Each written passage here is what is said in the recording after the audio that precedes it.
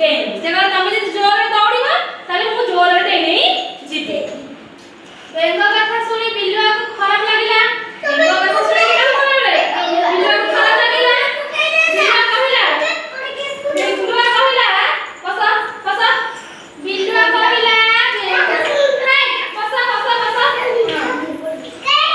ଆଗ ଯେ ବର ଗଛରେ ସେ କହୁଛି ଆଗ ଯେଉଁ ବର ଗଛ ଅଛି ଦେଖ ଆଗ ଯେଉଁ ବର ଗଛ ଅଛି ତାକୁ ଦୌଡ଼ି ଦୌଡ଼ି ଯିଏ ଆଗ ପହଞ୍ଚିଯିବ ସେ କଣ ହବ ପ୍ରଥମ ହବ। ବିଲୁଆ କଥା ଶୁଣି ବେଙ୍ଗ ରାଜି ହେଲା। କିଏ ବିଲୁଆ କଥା ଶୁଣିକି ବେଙ୍ଗ ରାଜି ହେଲା। ବେଙ୍ଗ ଏକା 2 3 କହିଲା। କିଏ କହିଲା? ବେଙ୍ଗ 1 2 3 ଗଣିଲା।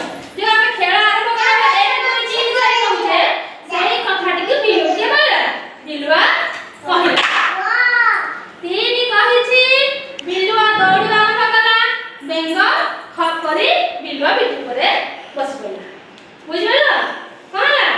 ବସି ପଡ଼ିଲା। ଯେତେବେଳେ 1 2 3 ଆରମ୍ଭ କରି ଦୌଡ଼ିବା ଆରମ୍ଭ କରି କଣ ହେଲା ନା ବିଲୁଆ ଯେତେବେଳେ ଦୌଡ଼ିବାକୁ ଆରମ୍ଭ କରିଛି ବେଙ୍ଗ ଖାପକିନା ତା ଉପରେ ଡେଇଁକି ବସି ହେଲା। ତାପରେ ବିଲୁଆ ଆଗ ବରଗଛ ପାଖରେ ପହଞ୍ଚିଲା ବୋଲି ଜୋରରେ ଦୌଡ଼ିଲା। ବିଲୁଆ କଣ କଲା ନା ବରଗଛ ପାଖରେ ପହଞ୍ଚିବ ଜୋର ବୋଲିକା ଦୌଡ଼ିଲା। ଜୋରେ ଜୋରେ ଦୌଡ଼ିଲା। ତାହେଲେ ବେଙ୍ଗ କୋଉଠି ଅଛି?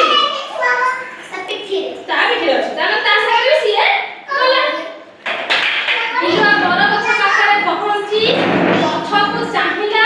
ବେଙ୍ଗ କେତେ ପଛରେ ଅଛନ୍ତି। ସେ ତା ବିଲୁଆ ଯାଇ ପହଞ୍ଚିଲା ସେ ଉଣ୍ଡୁଛି ଯେ